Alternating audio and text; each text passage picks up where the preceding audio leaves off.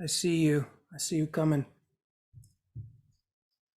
Welcome to yet another edition of this strange thing that I'm doing.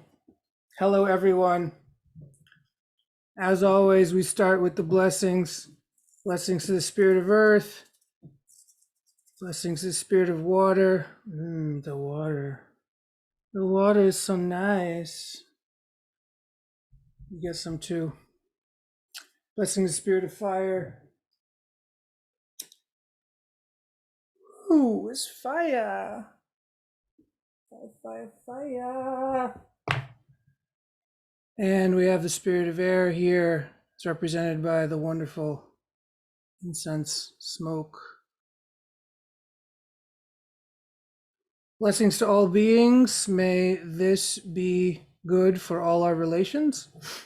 And may this be good for me and you and everyone that listens to it in the future. Let's just take a moment to take in the surroundings of space around us. We are here in virtual space, but also in non-virtual space on this weird dream called 2021, year of the yin metal ox, where we don't know what's going to happen, but we sure want to pretend like we do. So blessings to all beings. We're going to talk some shit today. I got notes.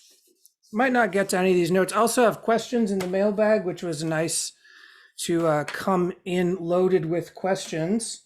And if you don't know, on my website, there's a page. You can submit a question. If you're not here live, you can have other people do it. You can be anonymous in submitting those questions. I'm actually going to pull up that page right now, just so I can see it for what it is. And then everything else goes away. So we have about 5 questions in there, plus I think one on Facebook that was really super intense, which I'll probably get on my my iPad.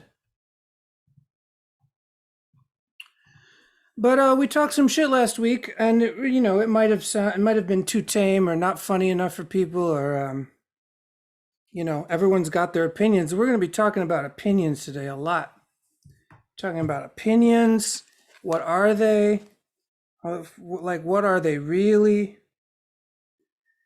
And I just want to introduce everyone again.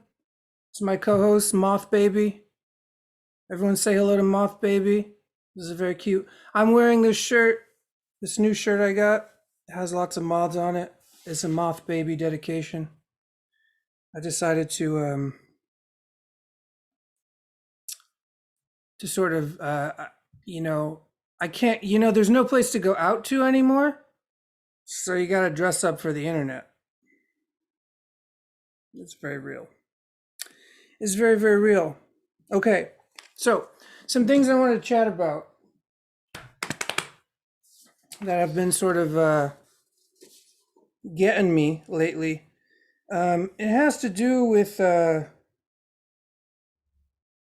sort of like the mindset that we find ourselves in. So I talked a bit about the view of the podcast last week, which is the overall cosmovision that I'm working from, that is working me, that is carrying me, that I'm trying to carry, both and, right? And this is the sort of the basic. And I'm just going to keep referring to the basic, and I'm going to talk about the basic in a lot of ways. And there'll be a lot of aesthetic choices that I make based on that base. And something that, I've been looking at is mindset, and how mindset sort of determines our preferences and our opinions. So the mindset that we're coming into any given context with, or the mindset that we've constructed for our personalities, is sort of determining how we spend our chi, or essentially how we waste our energy. So let's just be very clear that, when I talk about this, I'm talking from a body that has been through some shit. And I'm on the way down. I'm not going up, I'm going down. I'm 41. I've survived a bunch of weird diseases and death experiences and really terrible choices that I made while under the auspices of Western culture, which is a mindset. And I sort of like plateaued. I had these little spikes where I thought I could like achieve something. Like, oh, I can be successful. I can achieve something. I can get in shape. I can have six pack abs. I can be a professional dancer. I can be a professional actor. I thought I could achieve something. And the reality is that I'm probably not here to achieve anything. And a, I'm not opening the door to depression here. That's a different thing. I'm opening the door to something that would be so honest that Western society would actually shit their pants at that level of honesty. So the Western mindset can't deal with what I'm bringing. It's going to find all the ways to justify, fight, argue, debate, and create concepts to fight what I'm saying. Okay? Now, this is very important because I'm also infected by Western mindset. You're seeing me live constantly trying to detox from a kind of Westernism that is fundamentally opposed to natural reality and creates all of its own diseases and then says, why did you do that to me? So it's very much like a toddler who's like, well, why can't I eat all the chocolate in the world, Mom? Why are you an evil mommy? How dare you take away my pleasure? We've all been around kids. We know how they are. They're a bit cuckoo. They're like, oh, they haven't really gelled yet. They're still half baked. But we're dealing with a culture who's essentially going, what do you mean? I can do whatever the fuck I want. I can achieve whatever the fuck I want. And if you tell me I can't, you're the enemy. So I'm detoxing that as I play this game with you called a live podcast.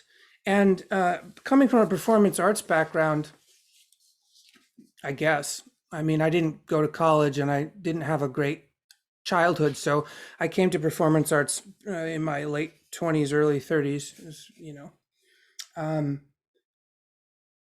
I do think that the ritual of theater, especially improvised or spontaneous theater, which includes things like singing and dancing and all that, can provide us a kind of very interesting mirror, which actually can reveal itself through its own distortions, right? So as we fumble through life together, as I fumble through my own life, I'm not talking about a renunciate path, like, oh, I noticed myself creating a preference and creating desire. I noticed myself longing for something that I don't think I have, which is something we probably all experience on a daily basis, multiple times a day, is that I walk through life, something happens that I don't like, I immediately start creating a kind of energy construct, thought, belief, whatever, to get what I do want. Now, the renunciate path would say, no, you got to let go of all of it. You got to let go and you got to like just lock yourself away in a particular way. Fast. You have to fast for a particular amount of time before you can get over that shit. And I do think that's really useful way. And that's part of the path I'm talking about is this kind of like fasting from wasting energy, fasting from excessive yang tendencies of Western mindset and Western chauvinism. But actually, what I'm talking about is the tantric path, which is more like, let's use our fucking distortions to see what we see about ourselves. If I want to create or I desire something that I don't think I have, let's get really into that. Let's get really into that distortion, which is like maybe jealousy or envy or despair or like, oh, nobody loves me and I never will be loved. And but let's really get into it. Like actually, let's actually feel what it's like to create that energy construct on purpose. rather than it's just happening to me. It's just happening to me and I don't know what I'm doing. And right. So this is a different thing that I'm talking about here. So using the theater of this screen-based double screens even, right? Like, look what I'm doing. I'm looking at a screen to all of you while another screen is filming me. And then some people never see the screen because they only listen to it in audio. So you get this fractal of light, which is like, what's the real truth here, Dare? And the point is there is no one real truth. There's just nature as it actually is being sort of prismatically thrown around like a hot potato, right? And so that's our preferences, our desires, our opinions, our longings, our hatreds, our loves, everything that we create to trick ourselves into believing that we are an abiding self. And so Westernism is the best at this. Westernism loves to continually rewrite history 5 minutes after it happened to reify the mythology of an abiding self. This is what America is. This is what the Romans were. Is this constantly trying to update its own files so that it doesn't crash its own server because there's too many contradictions in the real world that don't fit into some kind of like neatly woven tapestry of perfection, right? So it's constantly trying to not crash its own servers, and that's actually a tremendous exertion of energy and resources. So you could even see the metaphor of colonial expansion being like, okay, we got to conquer this place and steal all their minerals and all their sugar and all their chocolate and all their diamonds. We got to steal all that stuff because we're fucking hungry. And why are we so fucking hungry? Well, we must be wasting a lot of energy trying to keep it together. Right? So there's no relaxation in the Western mindset. Relaxation is only something you earn after you exhaust yourself. So I'm guilty of it. I think maybe many people are. But here's the funny thing about relaxation and also sleep and also death and also the exhale and also all of these things that are cyclical, the night, right? Is that you need energy to transition into those states of regeneration.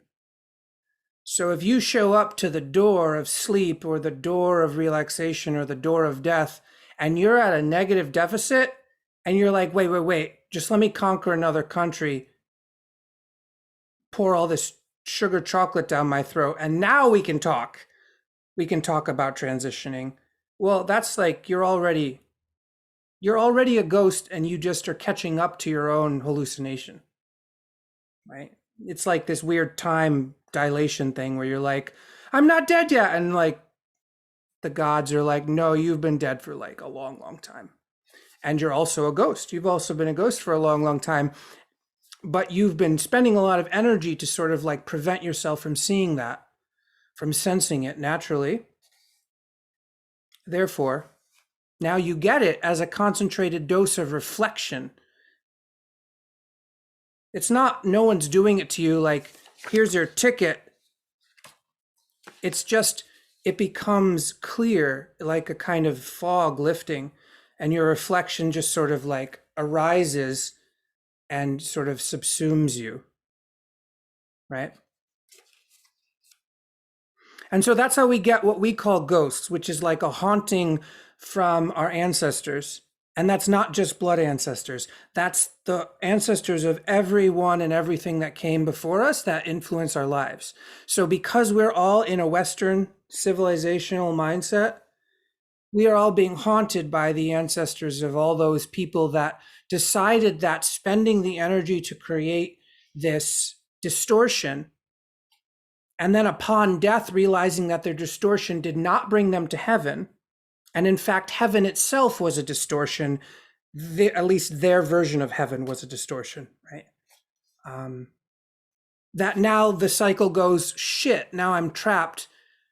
And all I have is this sort of raw echo of desire to latch on to other beings who have bodies so that those bodies might actually maybe forgive my fucking dumb ass and help me rest, because I can't rest now.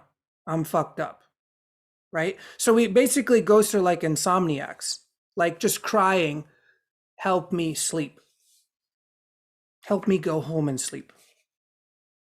Right? So if we think about ghosts like that, and we think about how we are actually part ghost, like a chimera, we're like a hybrid of ghostly energy, including natural energy that is not ghostly, because it has no distortion, right? There's a pristine, uncolonized spiritual collaboration happening. If we think about it like that, then maybe we have a little more compassion for our pain, our fear, our anger, our hatred, and all those distortions that we keep seeming to generate all the time. I don't have enough, so I'm going to do this thing. And, right? Nobody loves me. I need more. And of course, that's not saying, we're not vilifying any of it. We're just saying, let's take the Western mindset and put it actually where it belongs in cosmology. Not as the entire cosmology, but as a sort of like ritual theater that's been created over many, many generations by many, many kinds of people, that is sort of cherry picking its own history to say, nope, this is it. This is it. This is what's going on. And then the rest of the universe and the ecosystem is sort of looking at it from and going like, you think, are they asking for help? I mean, should we help them?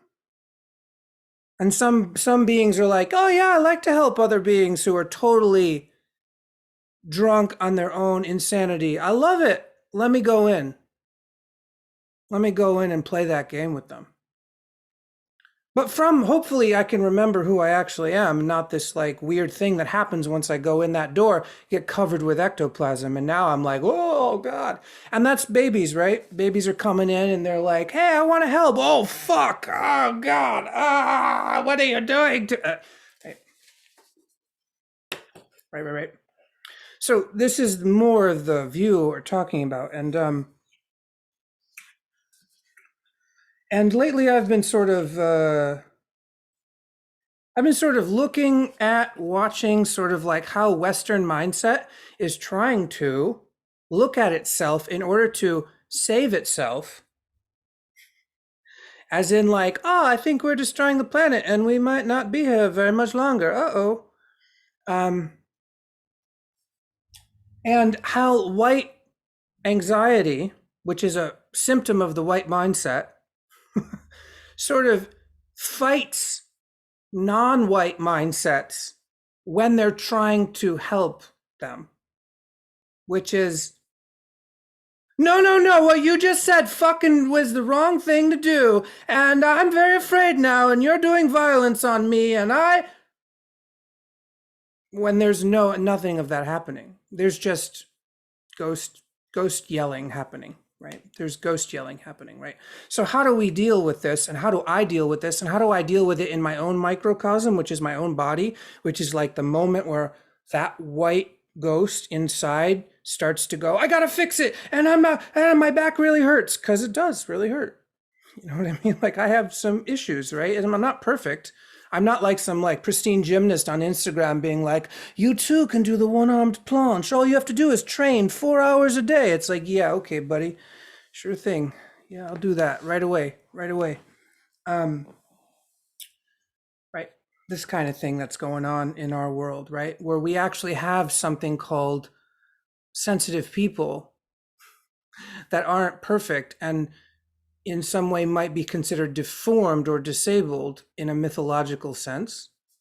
But actually that disability goes right up against the very thin membrane of whiteness, because whiteness is partially trying to be like, there's no such thing as disability. There's just you're just not trying hard enough. Right? And until enough white people, and this is some real tea. So like this whole podcast is like trigger warning, right? Because I just don't give a shit anymore. I think until enough white people either give birth to neurodivergent or disabled children, or they themselves become disabled or neurodiverse or go insane or whatever you want to call it. Because there's all these words we can talk about. Because the words don't mean anything. People think they mean things, but they don't mean jack shit. The words don't mean anything, right? So it's like, are you crazy? Are you sane? Are you well? Are you unwell? This is just fucking words. It doesn't mean shit. It doesn't mean anything. There's no absolute morality in the universe. There's no morality. There's just nature, right? So I think, though, that until enough people infected with the white mindset, this kind of chauvinistic, individualistic, growth, tumor mindset, is cancerous mindset. I think until enough white people become truly humbled, as in like life takes them out at the knees. And you can take that to be literally like, oh, you got paralyzed, or like, oh, you got COVID, or like, oh, I was fine, but my kid or my partner, like nature came in and was like, oh, reality check. And I really truly believe that unless you've been gifted with the opportunity to be humble on purpose, because you have no other choice through either disease or some kind of accident or whatever, that you can't get out of this mindset, because everything just keeps telling you, and everyone else keeps telling you, oh yeah, you're fine, you're great, you're the wonderful, here's a prize for just being alive, you know? So we have this sort of whiteness trying to get out of itself constantly. And we have a lot of very smart white people, very smart white people, very well-meaning white people. They're so well-meaning. They really care. I mean, it's true. I'm not really belittling anyone. It's like I can feel white people trying to care about me when they police me. Absolutely. Because, and also trying to care about their own family and their own sanity. They're like, dare, you're harming me, so I gotta stop you because what you're saying is actually destroying my thinly fabricated entire reality, right? So I can feel the kind of like, please don't hurt me. I'm so sad, right? But there's really something to be said for like getting over the threshold and just being like, okay, just be sad and hurt. And then keep living. Like actually like break your legs, fall down the cliff, eat dirt, eat shit, figure out that half your friends are not actually your friends because they don't have energy for you. Just figure it out. Just fucking go through it. Go through the point where you're like, oh, right, they cannot actually, no, they can't. So bye. You know, just can't do it. Can't do it. They don't have the energy because all their energy is being spent constructing the future that they think they deserve, which is the concepts, right? And so what we have is all these very nice, very smart, very, very kind white people going into battle armed with their flimsy concept constructions, like a kind of psychic armor, you know, very cartoon. Here's my concept, and here's my stoicism, and here's Socrates, and here's Jesus' compassion, and they're all just concepts that are being like that need a lot of chi to keep going. So you're essentially hooking yourself up to leeches. You're like, here's a leech. I got 50 golden leeches on me. Aren't I the best? And then you're pontificating. And you're conceptualizing and you're like, my concept versus your concept. And we're doing this kind of like Dragon Ball Z war, like my concept versus your concept. And at a certain point, if you zoom out, it's like the Truman Show, right? That movie. It's like you have this whole arena of people cheering on the concept warriors who are like just golden leech everywhere, like hanging from their fucking eyeballs, hanging from their dingalings, just golden leeches everywhere, and you zoom out and there's this mystery out there that is not playing that game because it's not wasting any energy on creating concepts. And so me, I'm like in the hallway of the arena looking out of the arena. That's where I feel like I am. I was born in the arena. I was born as a and colonized as a white boy, which is, just how they did it. So I was colonized from the start, and then part of me was like, there's something wrong here. There's something real wrong here, and you got to survive long enough to get the fuck out. And that's been my life, 4 decades of going, how far away from this arena could I actually manage to get? Like, how far, like, what else is that? What's outside of this arena? Like, why? And of course, people have ideas and concepts about what's outside of the arena, and they're like, oh, don't go there because, or yeah, you should, right? This whole fucking like Hall of Mirrors dream thing. But I feel like I am sort of not really outside of the arena yet. And I think, on some of my, in some of my dreams, I feel like when I die, I'll finally let go of the last piece of wasted energy that I was wasting and sort of fall over the threshold. Right. Whereas when I listen to people like Tyson Yunkaporta talk, or, they just come to mind because I've been listening to them sort of dialogue with a bunch of very smart white people lately on the internet. I can see that they actually made it out of the arena. And they're like living somewhere else. And then they come back and visit the arena and go, oh, maybe you should try this other thing. And then all the white people go, right? And I can't really speak for Tyson because I don't know them. But from what I sort of glean as I go, oh, there are people who totally live outside the arena. They live sort of like in tandem with colonization, but part of them is just like, yeah, this is just what happens. This is just what people do. And but they sort of are like they're not completely inside the mindset. They're not like subsumed by the brainwashing, the amnesia, the kind of like constant wasting of energy, right? And I'm also not saying that I need to get out of the arena to be saved. It's very, very important. It's very important. Because the moment I think that getting out of the arena would save me is the moment I'm right back in the arena. That's it. That's how the game works. That's how fucking psychedelic this shit is, right? Is that like if I think that the arena is poison and outside of the arena is somehow cure, done. I'm just in the Hall of Mirrors forever. And I've done that for many years, right? Like you have to kind of battle these kinds of strange idea forms in your own soma for a while before you start to go, I think there's a better way. I think there might be a way in which I can enjoy my life as raggedy as it is and not create a bunch of mythologies about its raggediness, but just be like, it's raggedy. But like I can light some incense. You know what I mean? It's like it's raggedy, but it's not a problem that it's raggedy.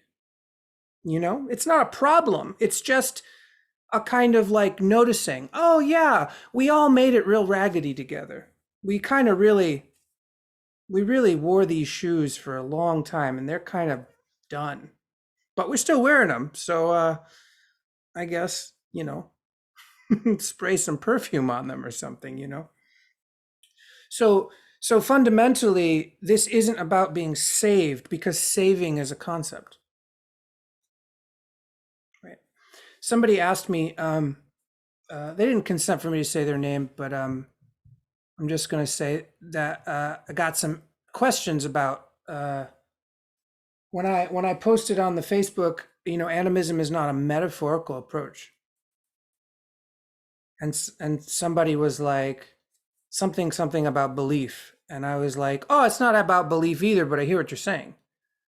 Right? Like I hear what you're saying because I went through that. And let me unpack that for a little bit. So there's this first part of time where you basically are in a gaslighting situation. You have no culture that's sane, so you're basically being gaslit all the time, and ghosts are just haunting your ass all the time, and you're still trying to survive, and you are hungry for pleasure. So your hunger is motivating you to uh, achieve things, and you're creating concepts all the time to protect yourself from the gaslighting. And for a lot of people, for a lot of people, there's an excessive amount of doubt because of that. So it breeds a bit of doubt. It breeds like this kind of I'm not good enough. Do I even deserve this? Kind of thing where like I don't know what my birthright is. No one's telling me who I am. I need to, right? And you find all these superficial um, interpretations of religion, right? These superficial interpretations of religion that sort of tell you very strange things about how you could be saved if you just did these things or something. And this goes for everything. Stupid interpretations of Tantra that have no frickin' basis in actual Tantra, zero. They're just Western mindset going, I want to be loved. They say sex is okay, so and then they take Tantra and turn it into this other thing that's not Tantra at all. But they sure like to say it is, and then that's an example of like a really bad interpretation of things, right? Like not actually the real thing, but an interpretation.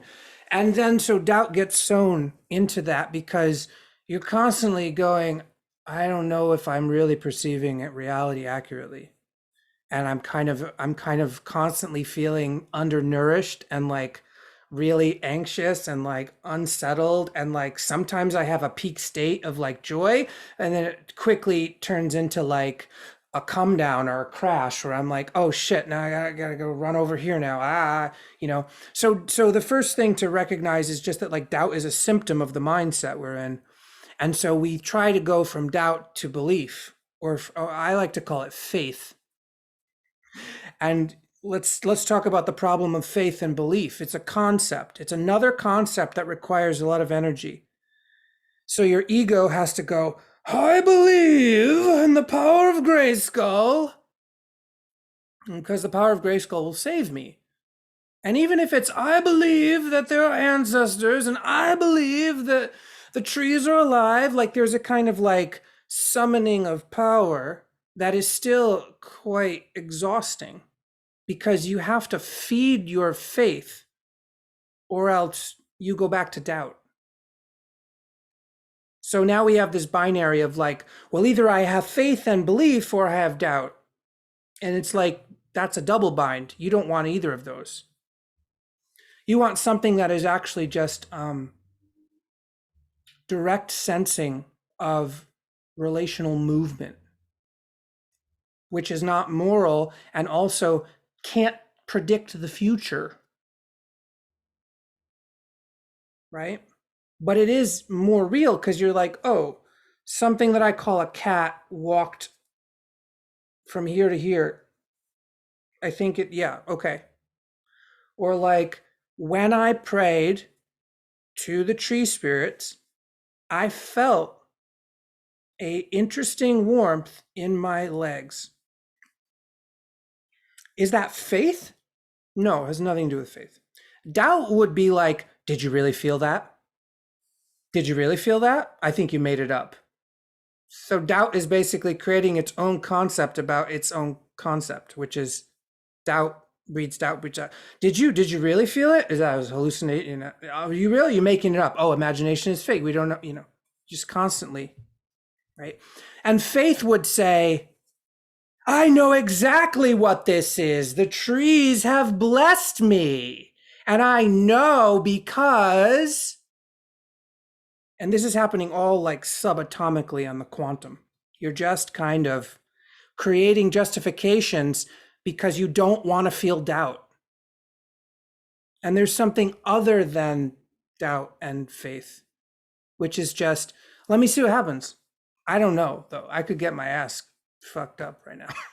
So I could pray to the tree and get hit with a lightning bolt. I don't know.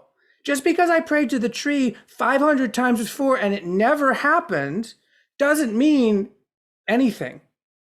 I could pray to the tree and get hit with a lightning bolt. But you're still like, ah, but when I pray to the trees, I tend to feel better, so I'm gonna reluctantly, carefully entertain the notion that this might be something good and real and an actual encounter that would nourish me, right? But you don't know. In the same way that you don't know like what you're allergic to until you eat it and then you're like blah and you're like puking and covered in hives or something. It's like, whoa, you didn't know. You ate a bunch of food before and then you ate some food that didn't, that doesn't mean all food is bad for you, but you don't know. And I don't know. So uncertainty as the base, which is, I don't know, try it and find out, see what happens. How do you see what happens? Oh, I have to know how to sense things, right? And so you start to get into the real problem with Western mindset. The real problem with Western mindset is not that they can't create concepts,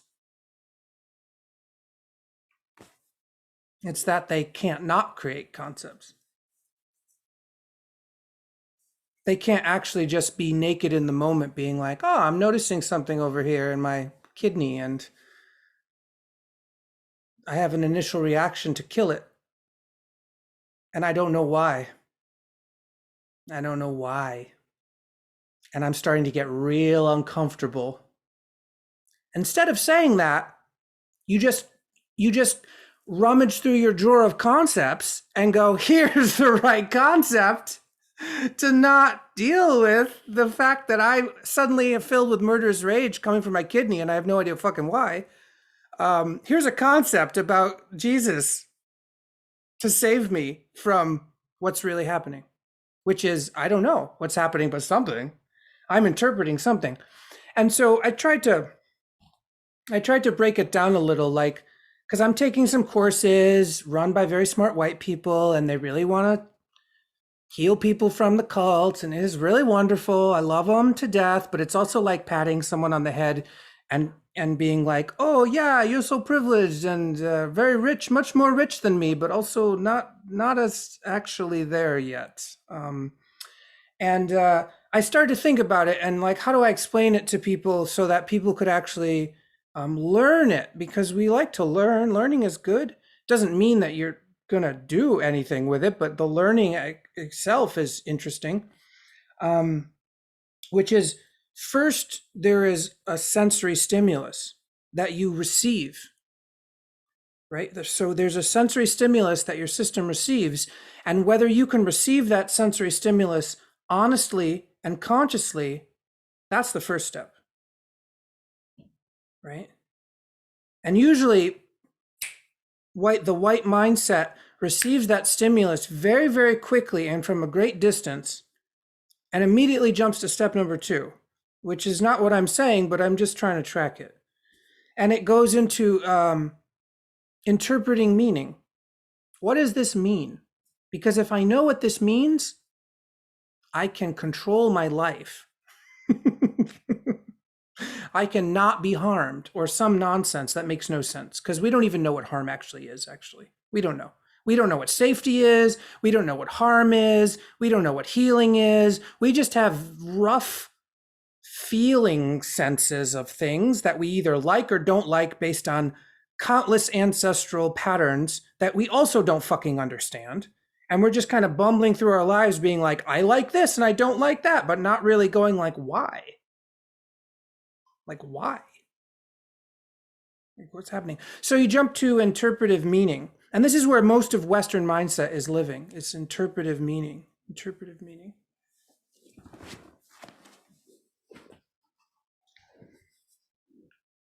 And from that interpretive meaning, we get this last of the trifecta, which is behaviors. So why do people act the way they do? It's because they received a simulation, they interpreted a meaning, and they behaved in accordance with that chain of relational events. So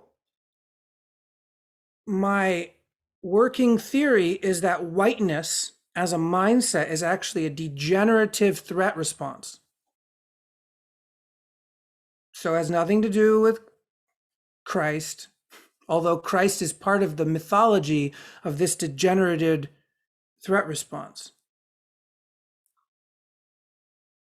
So whiteness is constantly interpreting threat from everything all the time in a way that is beyond its own scope of holding, because whiteness has no belly. So whiteness can't hold anything. And when you can't hold anything, everything is threatening. So you create concepts to protect yourself, and even create concepts to pretend like you have a center that can hold things. So you have white center or like white. Yeah, like it doesn't mean it's like for nonsense. Like I can't even say it with a straight face. It's like ridiculous, right? Like what the fuck is the white center? Like what the hell is that? Something like the heart or something like love, right? Would be like the white center is like compassion for everyone. And it sort of, it only works in theory. It doesn't work on the actual ground level of reality. It just doesn't. At least the white version doesn't. But the indigenous or the sort of non-Western version of it might actually, because it's not creating a concept to protect itself from its own capacity for violence. So if you know that you are inherently violent, but you don't interpret a deep meaning about that, like it's not about you going to hell.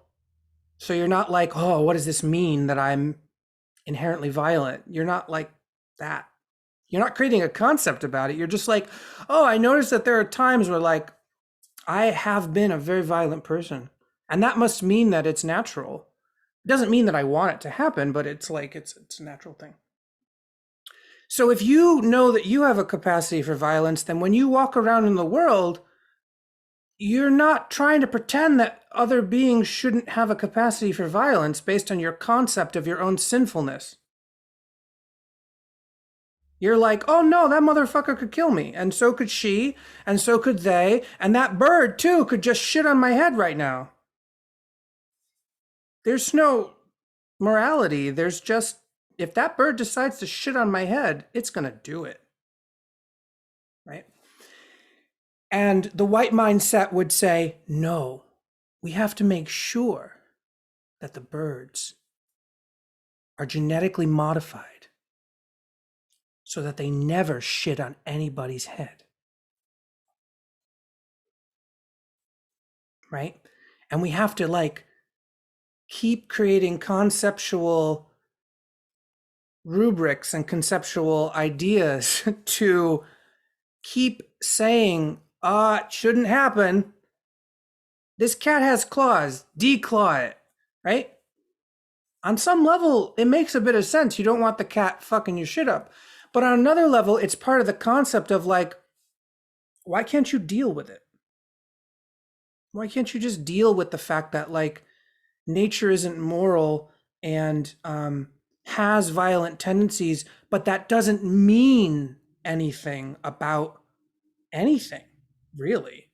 It doesn't mean that you're going to heaven or hell. It doesn't mean that you're a victim.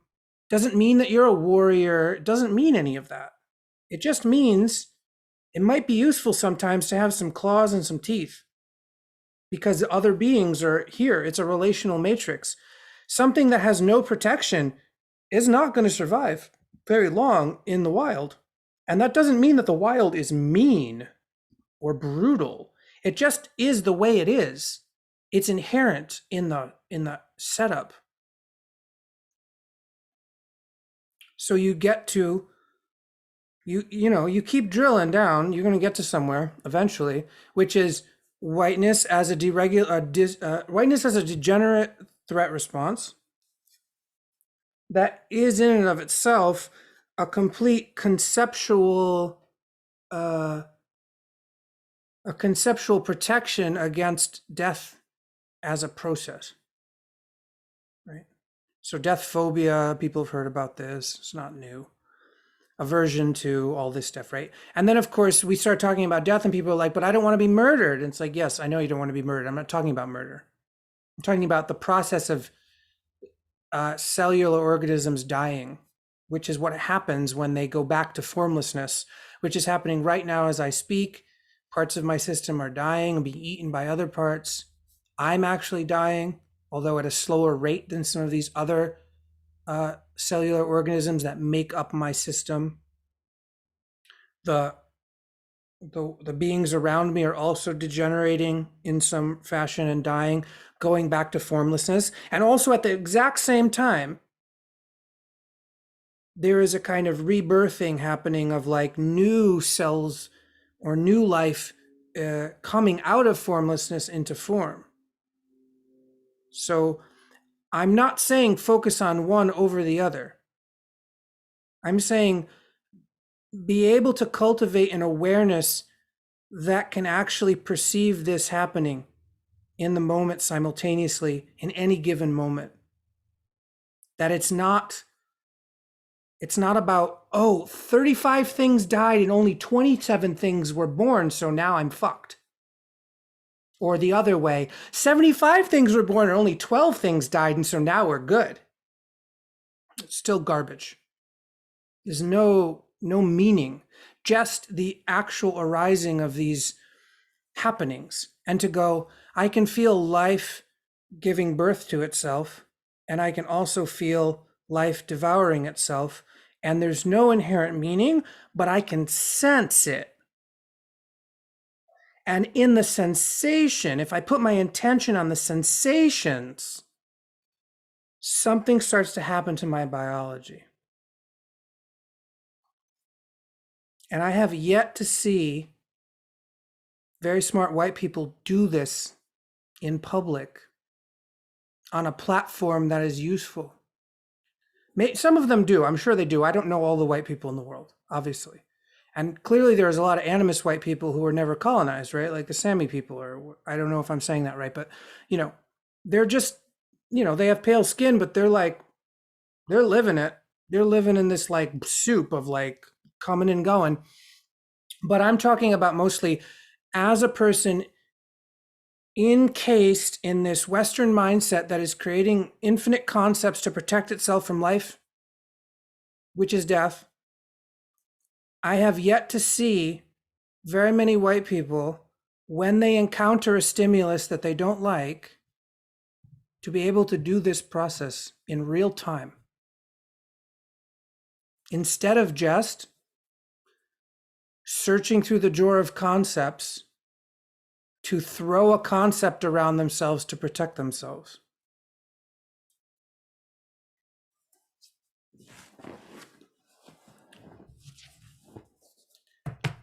That's that. That's my speech for today. So we're gonna take a little break, take a little stretch break, and we're gonna come back and answer a bunch of questions. Because we got some questions in the mailbag, and we've got, probably like 45 minutes to do that. I'm gonna get some water. It's gonna be blank space for a while. Entertain yourselves.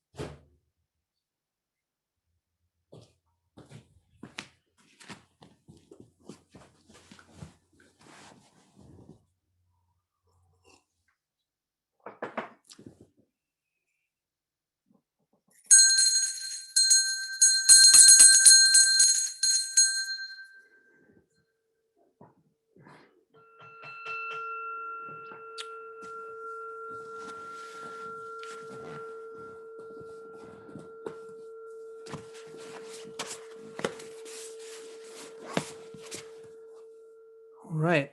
I'm going to do a little book share before I get into the questions because I have piles and piles of books, like a cuckoo person. But I just wanted to give some shout outs to some books that really given me some life lately. This one is called Observing. It is Wu Wei, The Heart of the Tao Te Ching. It's a translation by my dead teacher, Liu Ming. You can get it at Dayuan Circle.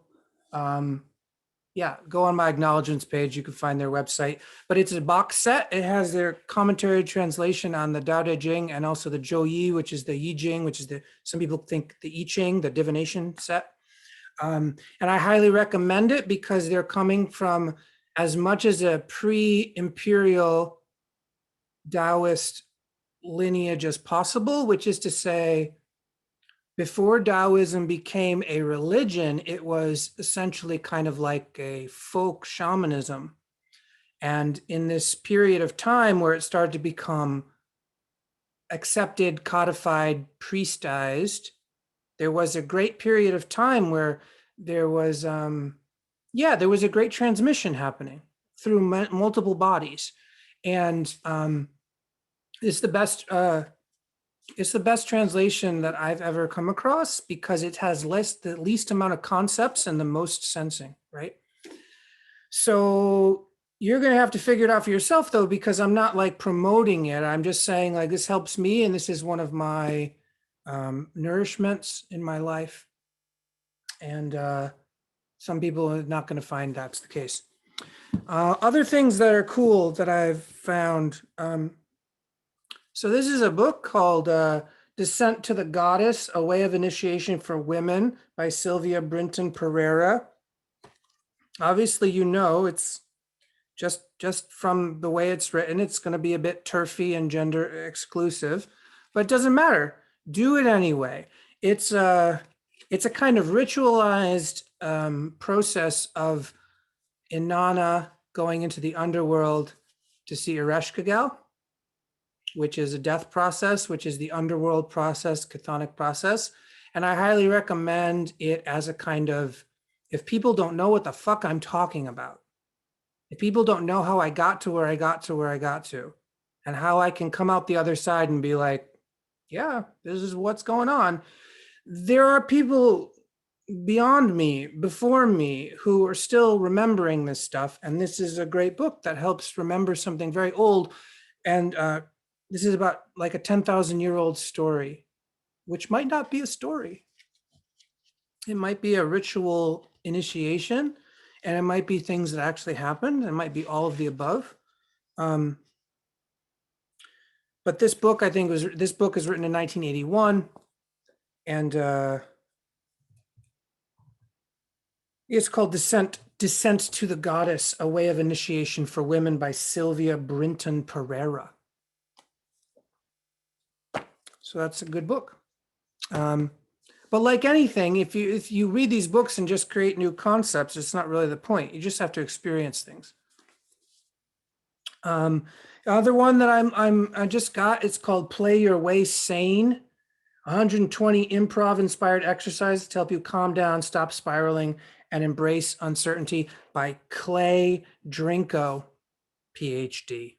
Because that PhD part makes it real. Remember, without the PhD part, none of this shit's true.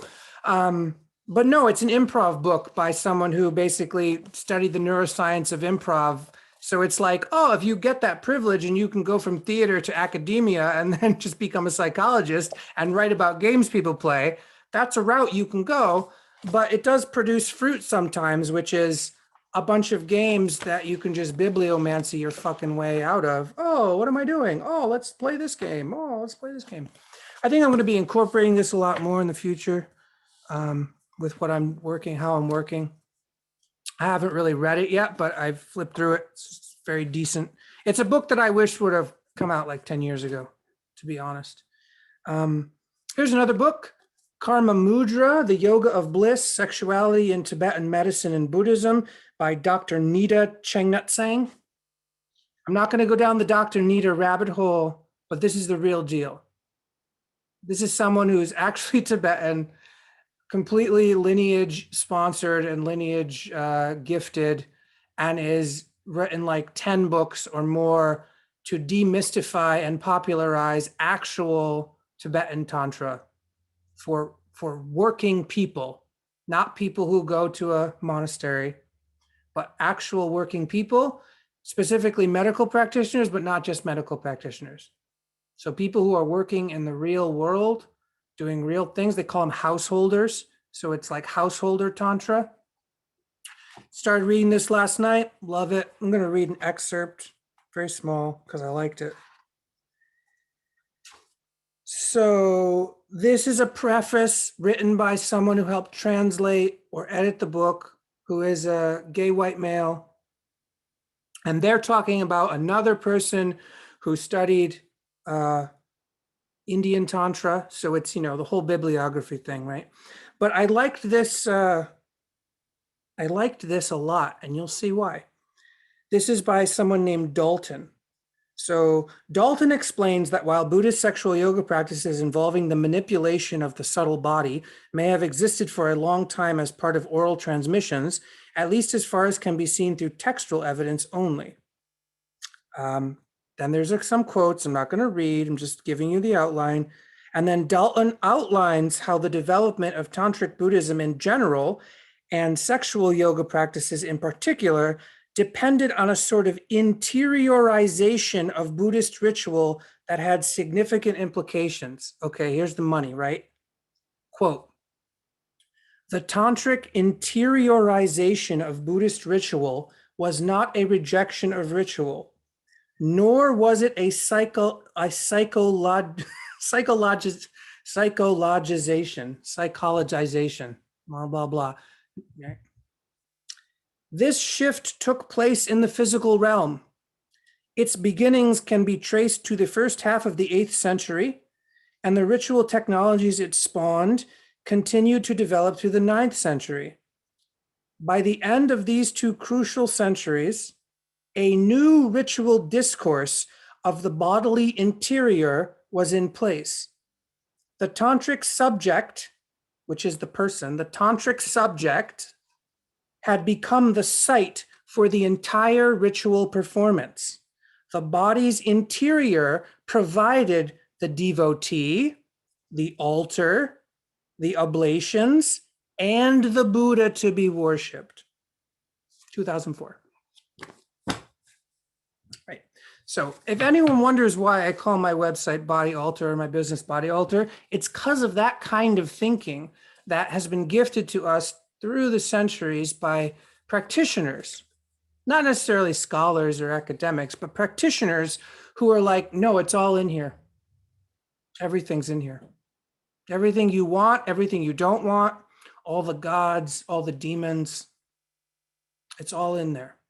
So the interiorization is not psychological. Get it? It's not a concept. It's something that's happening, or that is happening and has happened, that people could track and then go, I think this is what's happening. It's not, but not so much of a concept. It's very important. Very important. Okay, we're gonna get some questions now. I want to bias questions from people who are here live. I have about 5 or 6 questions in the queue that I can riff on, but I want to sort of give space for people here. So if you want to unmute and sort of ask, or if you want to put it in the chat, those are both ways that we can go about this.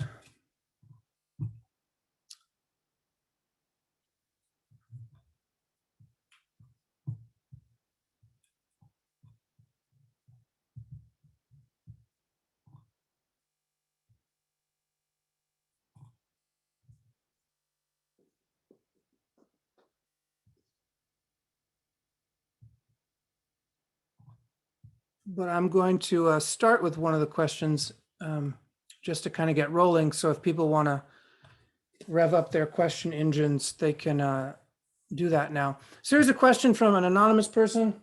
Hello, anonymous. Which is, how to be in a primary romantic relationship when you've had significant developmental trauma. Okay. I truly doubt you will hear this from anyone else. And if you don't like it, there are plenty of white people who will tell you something different. So here's real. Um,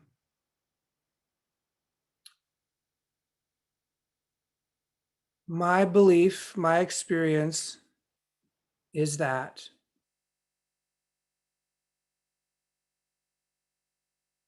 your primary relationship should not be to another human being, but that you can have a primary human relationship. But let's not confuse it for your primary relationship. So my love life was a complete and total shit show until I discovered this by uh, being blessed by the gift of being in that place where nothing worked anymore. So if your primary relationship is actually a non-human relationship that nourishes your soul and that you will not discard for anything or anyone ever, then you can walk into another relationship with a human and say that out loud. And if that other human gets it, you'll know. And if they don't get it, you'll also know. And you didn't fuck your shit up trying to figure it out. Because to be able to walk into a space, hold your ground, be rooted down in your low body, and say something like, my primary relationship is to this force in the universe, or this devotional practice, or this whatever, and you say that in a live way, something changes in the air. Because you were just honest in a way that most people can't be honest. And I'm not saying you're doing this to protect yourself.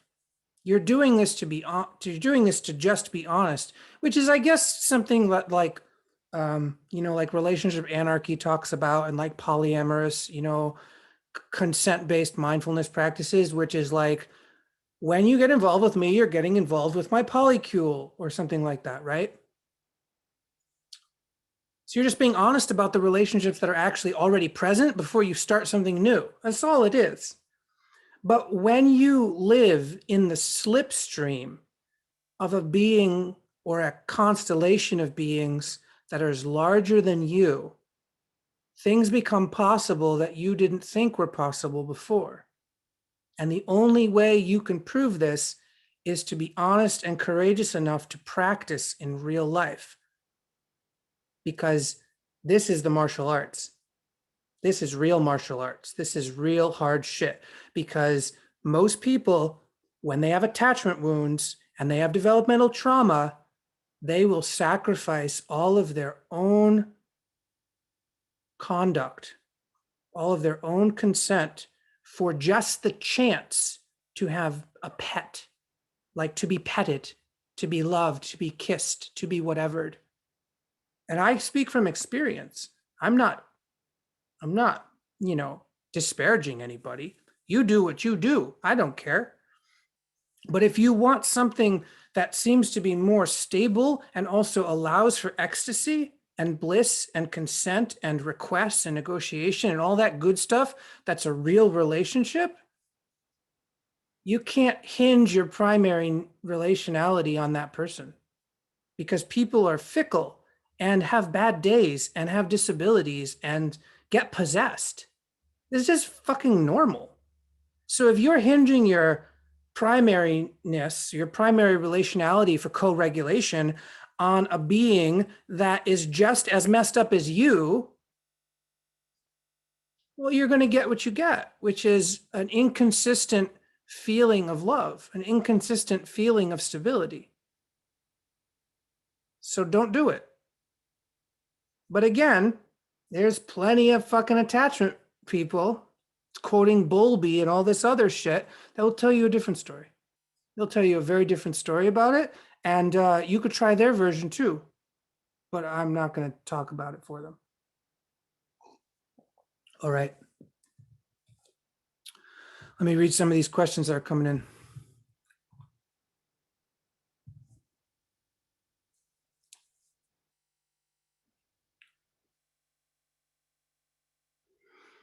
Oh yeah, here's a good one. I'm not gonna say the name, I'll say the question. My son played a game today where he was pretending to die and was asking me to bury him over and over. He is 10. I was a bit frozen at first, but then we kind of had fun. I'm noticing how frozen I am anytime I'm invited in any games with my kids. I feel frozen. How do people whose play was interrupted in childhood learn to play again? Oh, such a good question. Um, well, you have to respect your own thresholds. You shouldn't force yourself to do things that are harder or faster than you can actually do them.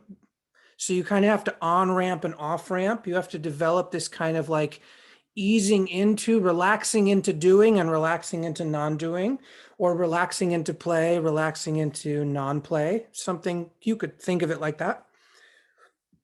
And you sort of have to use your senses to be honest about how you're feeling. And then out of all the various feelings and sensations that are happening in a system at any given time, you have to learn to be able to listen to those sensations and stimuli that are more conducive to figuring it out as you go along.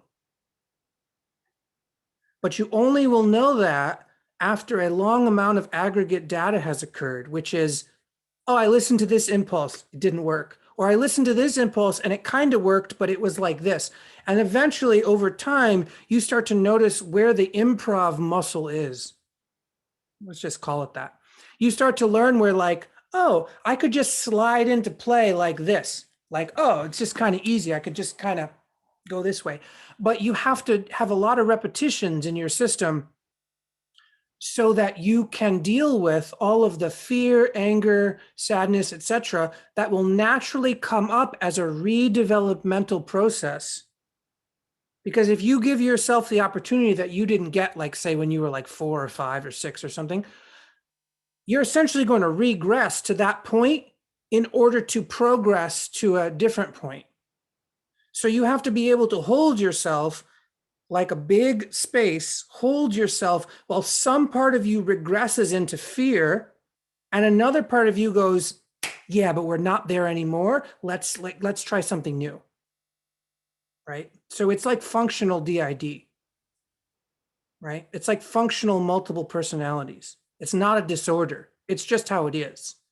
But to be able to actually cultivate that skill takes a lot of play. You have to practice. You have to be like, okay, little one, what kind of costume do you want to wear today? And you're asking that of this part of you that was that's in arrested development.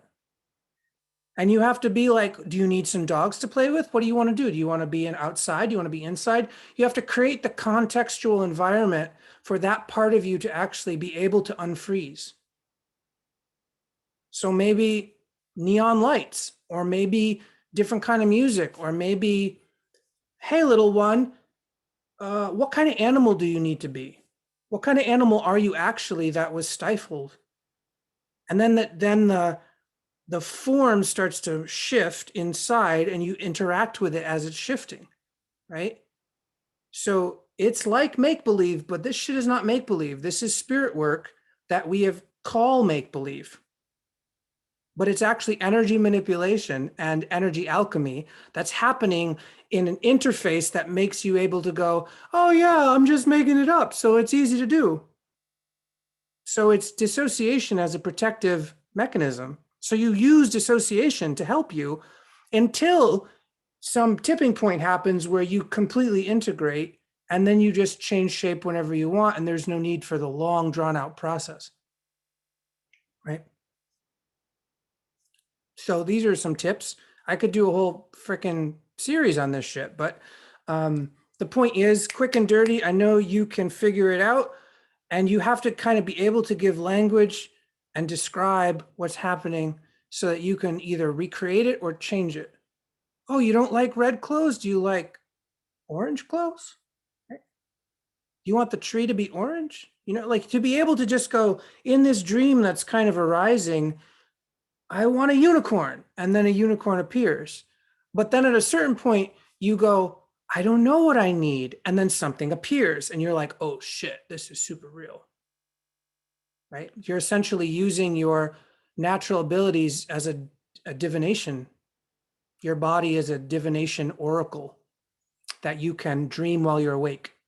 And as you're dreaming while you're awake, you're playing with other people. And then that's how people go and do improv and whatever, is they're dreaming while they're awake and they're not dissociating from what's happening, but they're actually just having two simultaneously intersecting realities at the same time. That's how that works.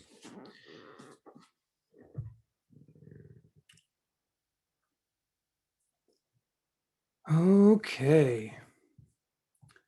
Time for another question. Okay. Let's go to this one. Okay. Does it matter in this time if we are hospicing or midwifing? Cultures, humans, species, etc., with regard to the actions we take? My sense is both are happening. Yeah, both are happening. So, are we birthing? Are we deathing? Yeah, the answer is yes. How you are able to skillfully play with both at the exact same time is the entirety of the practice. In some regard, I can just sum it up as in every moment,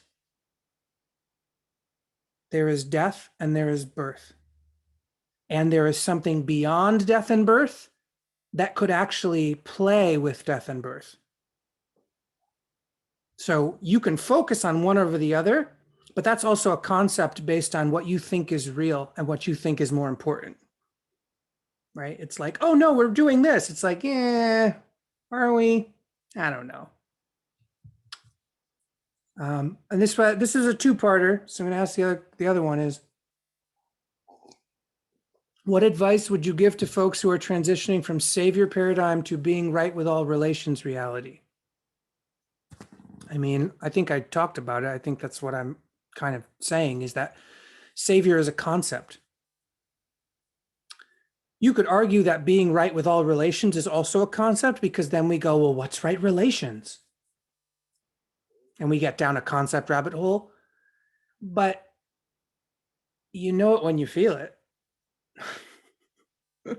You know it when you're in right relations, because your system is no longer fighting reality in a way that you feel exhausted or manic.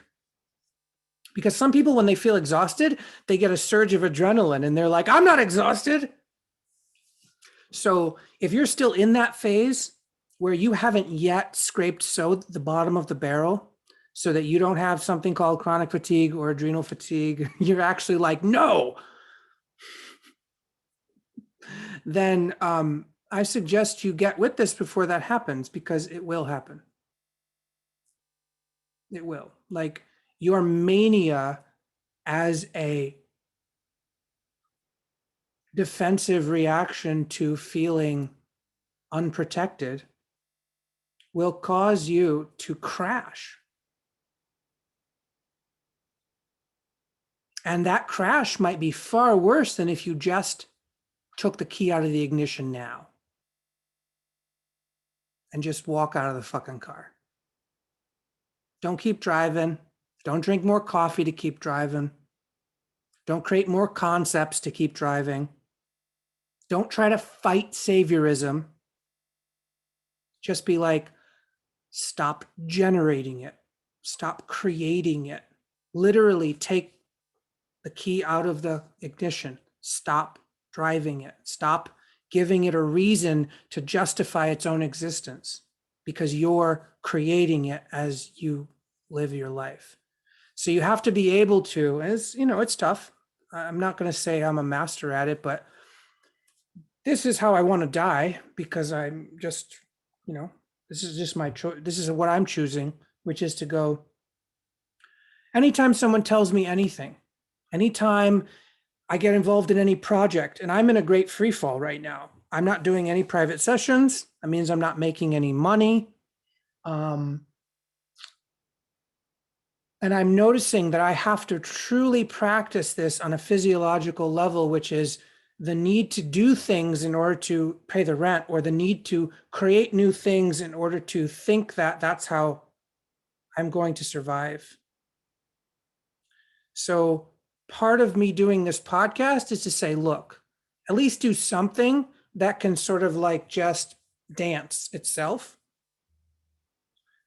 And I can go, oh, I like to work, so my podcast is work. So there's a work there, right? So I'm still doing something.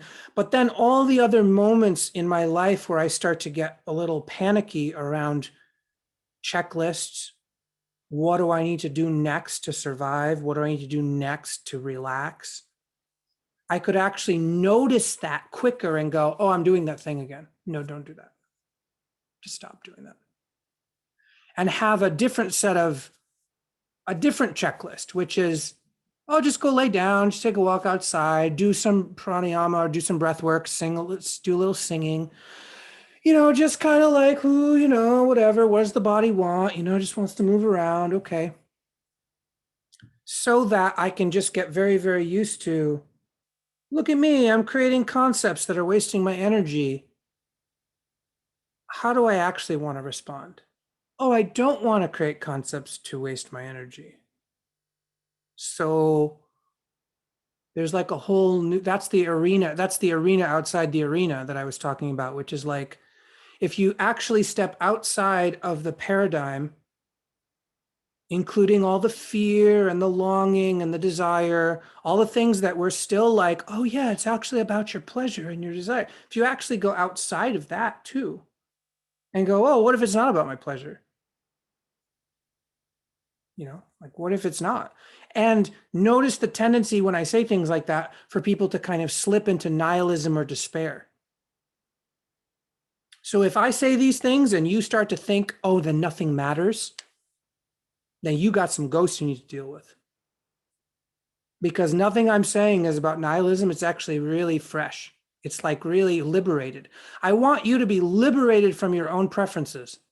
I want me to be liberated from my own preferences, to actually experience life as it actually is without my preferences distorting my perception of actual life, right? What do I got to say about that? Okay, so technically it's time, but I started late, so I'm going to go a little bit over. If you need to leave, of course you can leave at any time. I'm going to still keep doing this for a little while because I'm having fun.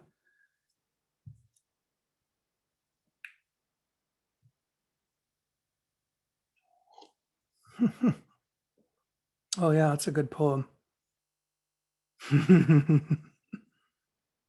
Okay, would you say a bit about ways to stay in practice when interacting with family of origin and all the old patterns and shit comes roaring up and out and it's hard to remember yourself? Yeah.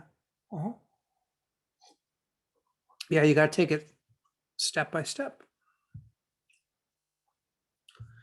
And you need some kind of lodestone or some kind of like touchstone where you can keep reminding yourself of who you actually are.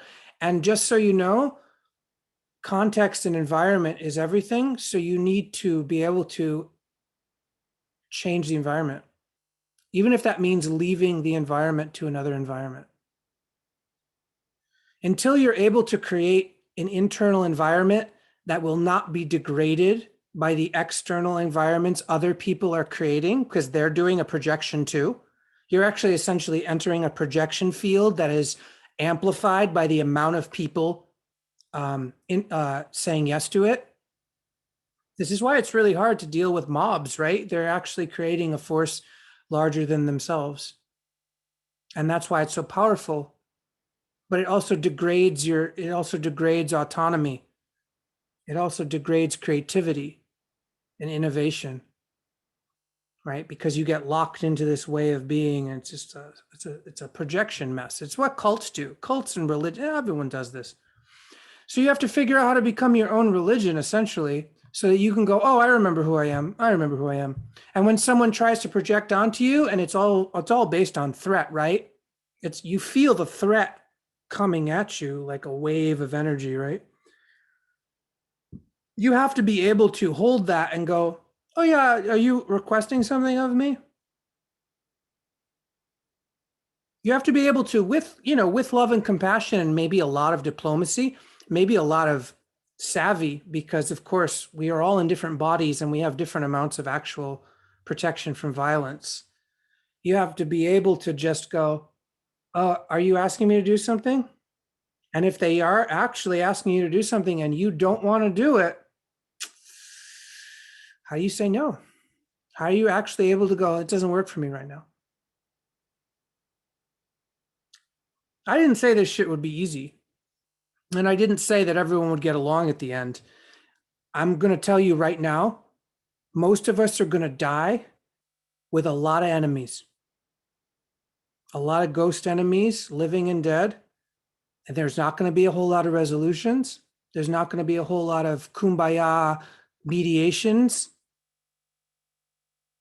We're going to die full of enemies and full of people who vehemently disagree and full of people whose disagreement concepts are going to possess them to the point of violence.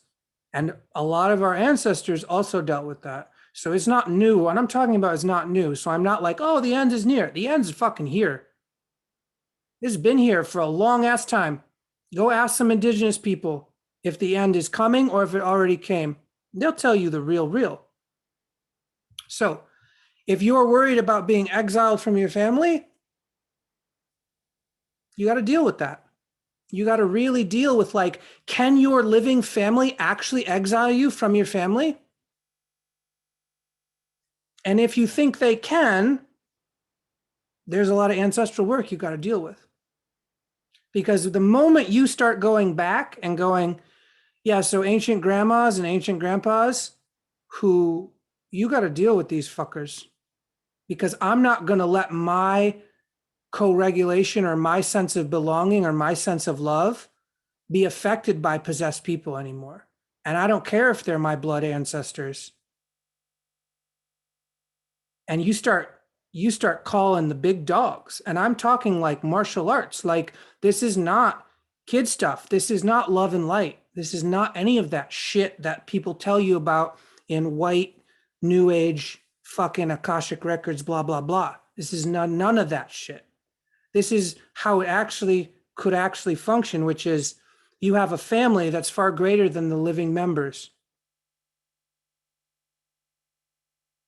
And if you aren't connected with that family that's far greater than the living members and actually select them and go, oh, I like you, but you're just no. I want those grannies and these aunties and these uncles and these queer elders. That's my family. And that's who you belong to. Then when your family starts going off the rails, you just connect to those beings in the moment. And you don't even have to talk about it to anybody. You don't have to tell people what you're doing, but I can guarantee you, if you do this enough on your own time, it changes shit. Weird shit happens. Very, very strange things happen. I have stories, but I'm not going to tell those stories right now. But basically, things happen in the dream time. All sorts of shit happens once you start to go, oh yeah, this is bullshit. This is totally another way to do this. And it doesn't mean you have to exile your family either. It just means you have to have a better relational etiquette with all the beings that are actually your family, not just the ones that are alive trying to pretend that they're the only ones that matter. This is not true. They're just lonely and broken, so they're trying to create an empire in the family because they're like, oh, we have no elders, so now we're going to act like assholes because we have no elders. Yeah. So it's very possible to be like, oh yeah, you're trying to force me to do something? Yeah, I don't buy that shit. And you just keep standing your ground, but the ground is so rich with life that people can't fuck with you. Like, they can yell at you and swear at you and call you names and like all sorts of shit. But if you're actually connected, it doesn't actually enter your system. It doesn't actually twist your guts up, make you unhealthy. But it is a process to get from where I used to be or where you might be now and the place I'm talking about now. It takes a fucking while. But you can get there, is what I'm saying. And then once you get there, very, very strange things start to happen. And you're like, oh, right. Dare said that. Oh, I guess I'm on the right track. We could probably do a whole podcast about families. Um, I'll keep that in mind. How do you deal with blood relations? So here we go. Any more questions? Here we go. Here we go. Yeah, let's do this. There's another family question. Any recommendations for reckoning with a parent that you feel the threat that they actually would kill you in the presence of your full self? Yeah, sure. Mm-hmm. Yeah, sure.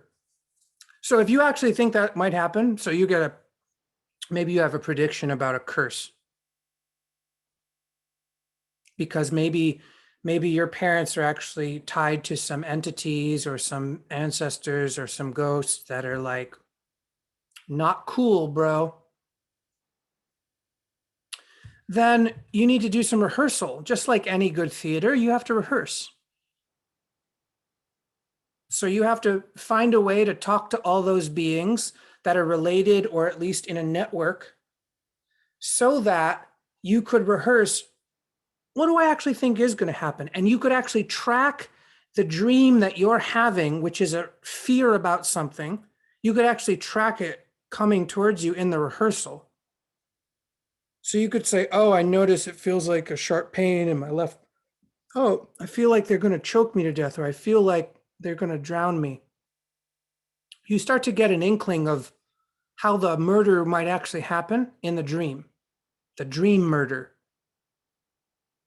And once you have enough actual details, you could actually go hunting for more clues like, did this actually happen in my ancestral lineage? The answer is probably yes.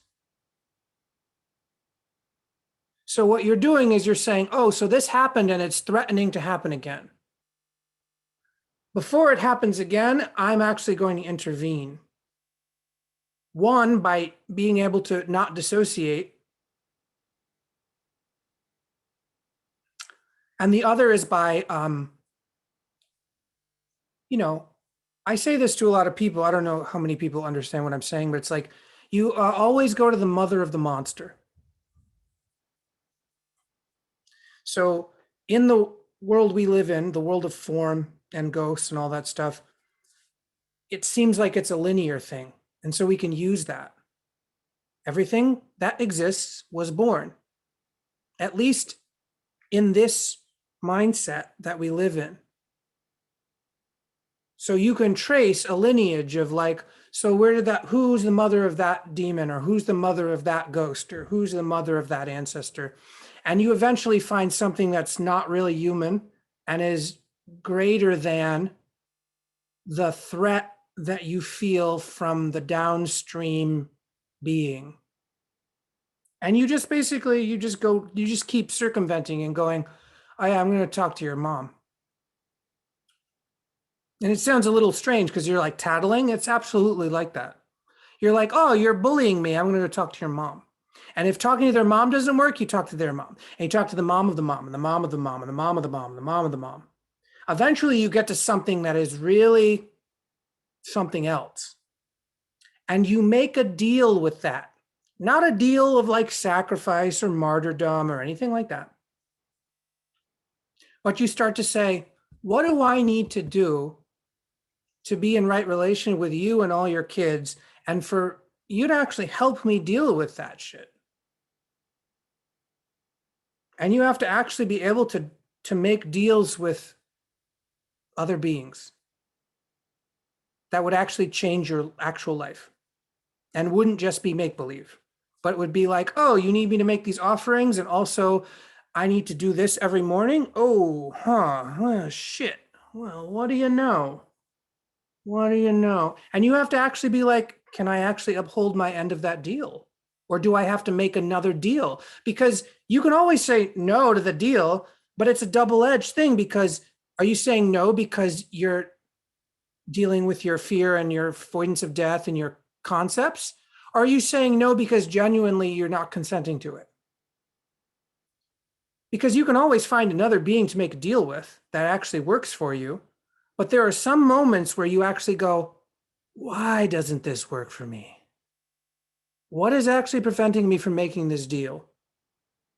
What kind of a person would I have to be in order to make this deal? This is all pre-deal. This is like the things that you have to think about to deal with the threats that are coming at you in the so-called real world, is to go into the dream that's dreaming those things. And essentially you're going into your own dreaming because as a part of that drama triangle, you are actually helping to create it. Even if it's totally unconscious and hereditary and you're not doing it on purpose. This isn't like victim blaming. This is just, oh, I didn't realize there was this whole mechanism in my system that's doing this, that's sending out this beacon. I think I need to dismantle this machine. How do I do that? Right? So this is a form of exorcism, essentially. And I'm just trying to demystify it because even demystifying it, it's still freaking hard and you still have to do it. So the mystification doesn't really help. So like, who gives a shit? It's like, whatever. Yeah. Okay. Let's see if I can answer one more question. It can't be a super long one, but here we are. And this is cool too, because then there's questions left over for next time, which is always cool. I want to, before I do the question though, I want to see if there's anything that I want to say about future episodes and just in general. And there are. So I'm going to start the interviewing process soon, which is not the same as live. So there will be live podcasts where I do this kind of thing.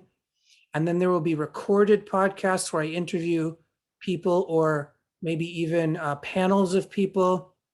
It can evolve.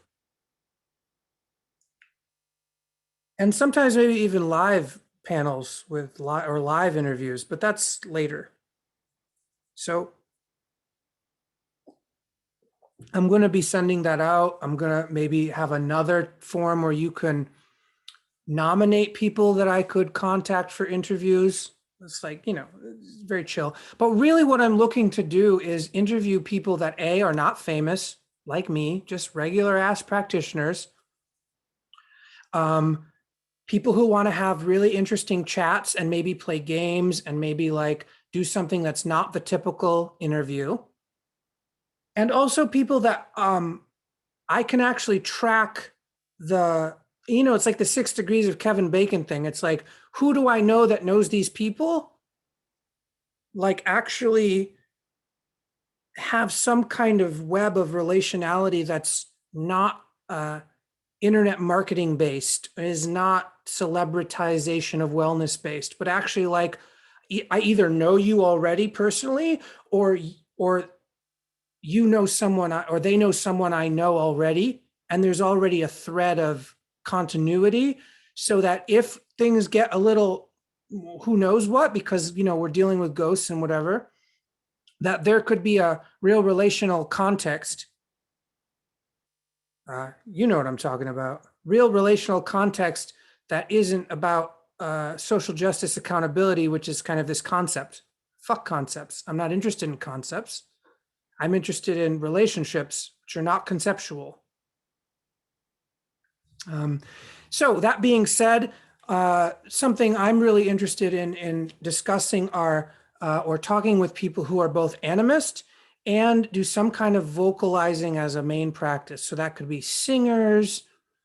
Usually it's probably going to be singers and musicians, but also people who are like voice rehabilitation specialists or anything that involves the production of human sound using the voice, and that they are animist, and bonus points if they're Black or Indigenous people, because I really want to talk to more people who aren't completely in the Western mindset about these things. So that's just, I'm seeding that for the future.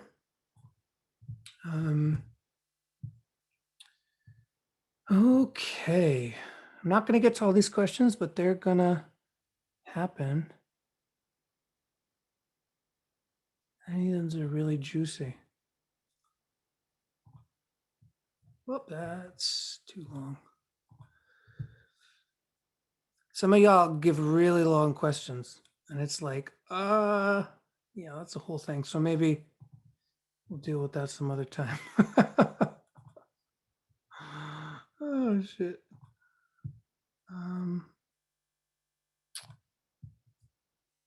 Okay, last question. Okay, great. This is good. Thoughts or suggestions for interacting with elders who are really still children? I think I just talked about this. So maybe it's just a dovetail. Elders who are overrun by fear. I find myself vacillating between being frustrated or internally pissed off, or like I have to block or dim my energy when in shared space. Then I got sucked into their own shit, which isn't mine. Is there a better angle I haven't considered, or just thoughts on elders who aren't really elders? Things. Yeah, I think you just have to like the concept of elders. Um, the concept of elders kind of implies something. So if you're going to use that term, you need to be very clear about the concepts that you're invoking. And if the people that you're using that term for aren't behaving that way, maybe it's the wrong term. Maybe they're just old people.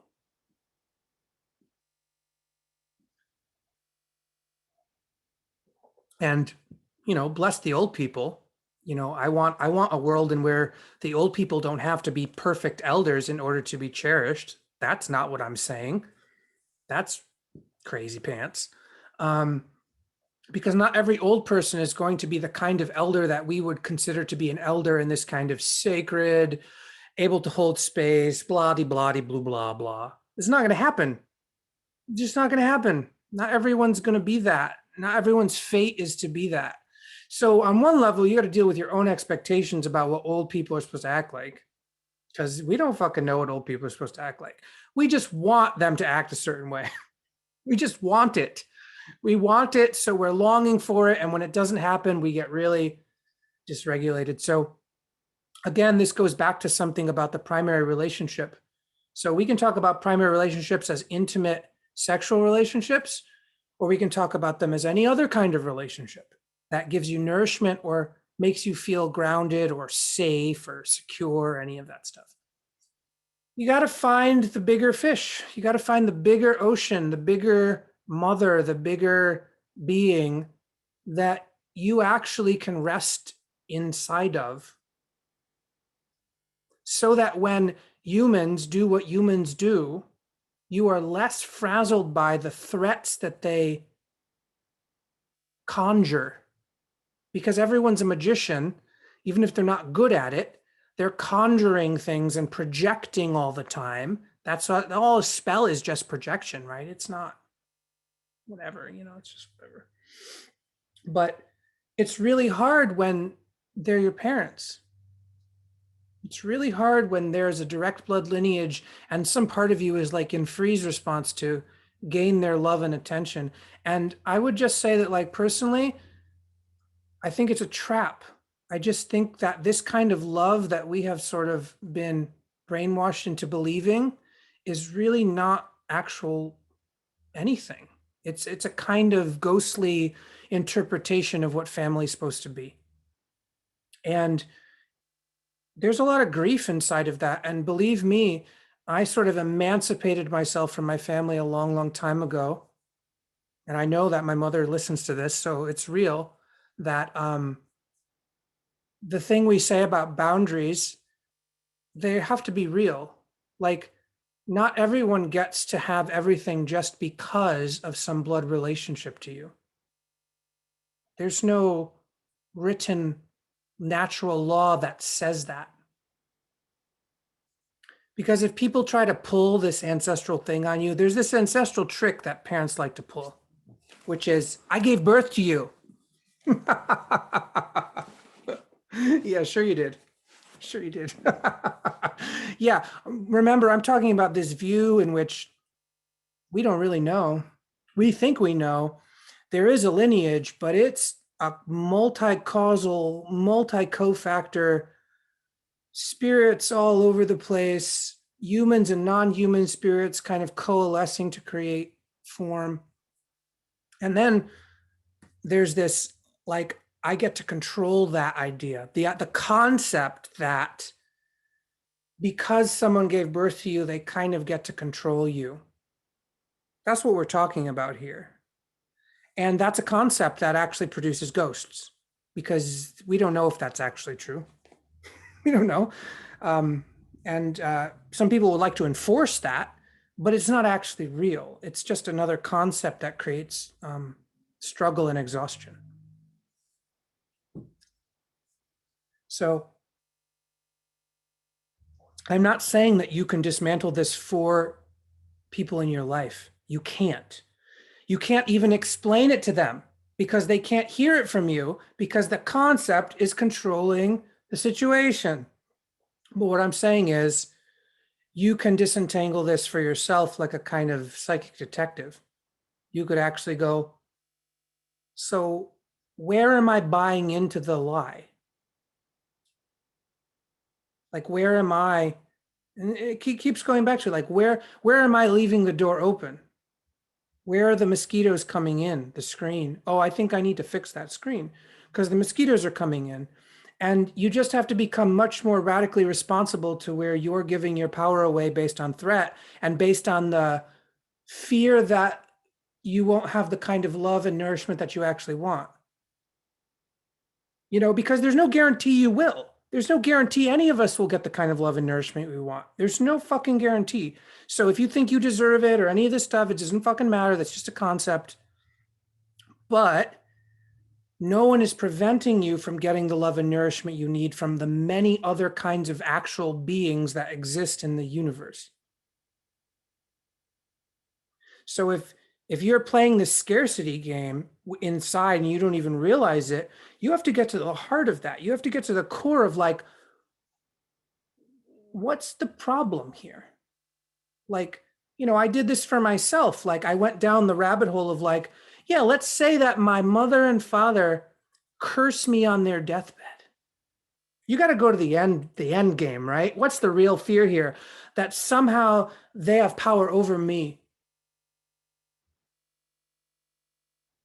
because we share DNA. Well, you share DNA with trees too. You don't think that about the trees. Why isn't it? You share DNA with bacteria and viruses. You don't think about that, though. You just think about the humans having power over you because of their DNA. The human DNA that we share is very small, and we all share it. I've got DNA shared with all of you listening, and you have it with me. I don't go around thinking, though, that you have control or power over me. Most people don't. But something about the family lineage is like, oh yeah, they have power over me in my DNA.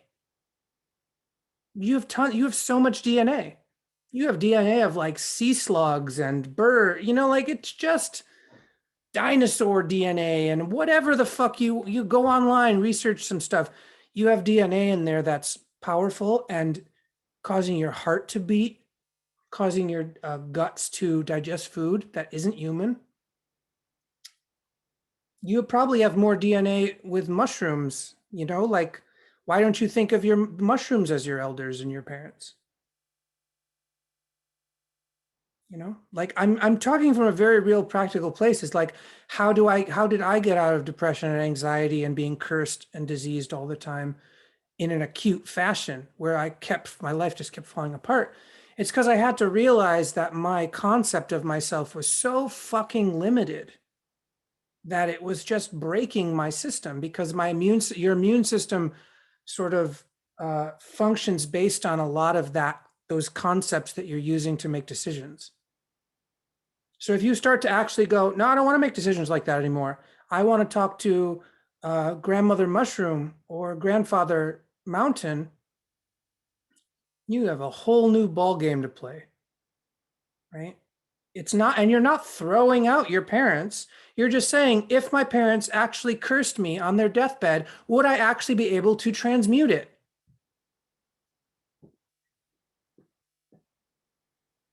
Would I actually be able to go, I hear your pain, and I will not absorb that for you. And now let me introduce you to some folks that might help you on the other side. To be that kind of person who could go, yeah, you know what, let's end it like this too. Let's end the podcast like this. There's a lot of movies like this. There's a lot of shows like this. There's a scene that keeps getting played in the white mindset. And it's not the scene of being murdered by colonizers. That's different because white people don't want to admit that they've done that. So their version of it is different. And the version that I'm talking about aesthetically is a bomb goes off somewhere, and it's such a bomb. Maybe it's a meteor that crashes into the earth. Maybe it's a meteor that someone shot at the earth. Maybe it's a nuclear bomb. Maybe someone woke up with mutant powers and exploded. Sarah Connor, Terminator 2, right? X-Men, all of it, right? Thanos, all of it shit, right? Something happens. And in the moment of the happening, there is a stillness because there's no going back. The bomb goes off. And in these scenes that all of these people film, it's like a fucking archetype now. It's that it takes time before the shockwave hits the character or the city or whatever. So the bomb's gone off and it starts to radiate out this like wave of destruction, and it takes time, but you can't stop it. So what I'm saying is that if you live your life as if the bomb has already detonated and you're just waiting for the shockwave to hit you and you don't know when that will be, you actually get to make entirely different kinds of decisions because the shockwave's coming. You can't rewind this. There's no Dr. Strange here to rewind the clock for you. And when the shockwave comes, it's just incineration. When the tidal wave comes, done. There's no negotiating with it. There's no like, hey, could you give me just another second? No, there's none of that. There's just, it's just that volcano goes out and just goes off, right? So what if we acted like the shockwave is coming, and instead of running around to try to find a bunker to survive it, we actually just opened up to the air around us, the actual body that we were blessed to be with for a minor amount of time? What if we are actually able to be right here now? And then in every moment that starts to make you feel afraid, like for instance, a parent threatening you or something threatening you in some way, like for me right now, the threat is coming from, I don't know what I'm going to do next in terms of money. That's the threat right now for me. But just recognize that like in that moment of the threat feeling like it's real, I might search for the bunker to escape the shockwave. But what if I just go, oh, it's the shockwave. It's coming. I can't get rid of it. And I also could enjoy it. I could actually enjoy the complete disintegration of what I think my life actually is, and actually connect with the continuity that causes that life to even be able to pretend that it is a thing. So that the myth of the abiding self. And I won't go into nihilism or despair, and I won't go into saviorism. I'll just be right here. Right? So there's lots of strategies to think about all of the various ways that we interpret threat in a Western society. All of the various ways. And it's very real because on the micro, if someone hits you with a bottle over the head, it's like a fucking thing. It's very specific, right? But on the sort of the macro, where we're just kind of haunted by all the things that could happen that we don't want, there is a lot of wiggle room inside of that to actually get your shit in order so that when the shockwave does finally hit, when you actually die, you're not shocked by it. You're actually like, oh yeah, transitions, totally. It's no big deal. And to go through that transition without a lot of regret and without a lot of, oh, but I didn't do this and I didn't, a lot of this weird whiny thing that we do. But to actually go, no, I started cleaning that up 20 years ago and I did the best I could. I'm pretty good. I'm not trying to be perfect. I'm trying to be good enough, right? And in the moments where our society is collapsing around us, we are having a lot of opportunities to practice that. And to circle back to my original conversation, I want all the white people listening to be able to, in the fucking moment, not let their fear hijack them or their threat response hijack them and just create another concept to defend themselves with, but to actually stop for a second and notice what's happening and see if there's an actual door out of the dream that you're hallucinating. Because the bomb's already gone off, honey. The end is already here. So you're not going to save yourself from the end. So stop trying. Stop wasting energy and polluting the conversation with all of your threat interpretations, and just start to be a little more honest.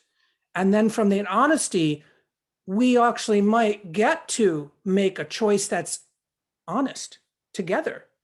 That actually might be something like, yeah, I can actually consent to that choice. Together, we could consent together in a collaborative way that moves and doesn't stay fixed, because we actually have a process of interpreting stimulus that would actually be, more like life and less like the concepts we have about what we'd like to think this is, or what's good, or what's all that shit that doesn't mean anything. And then when Black and Indigenous people talk to us, they might actually want to talk to us instead of begrudgingly trying to roll their eyes through a conversation with us, because that's really real. Well, this is the end of this podcast. Thank you all for listening. Thank you all for listening that came here live. This will happen again next week, and it's going to happen weekly for a while.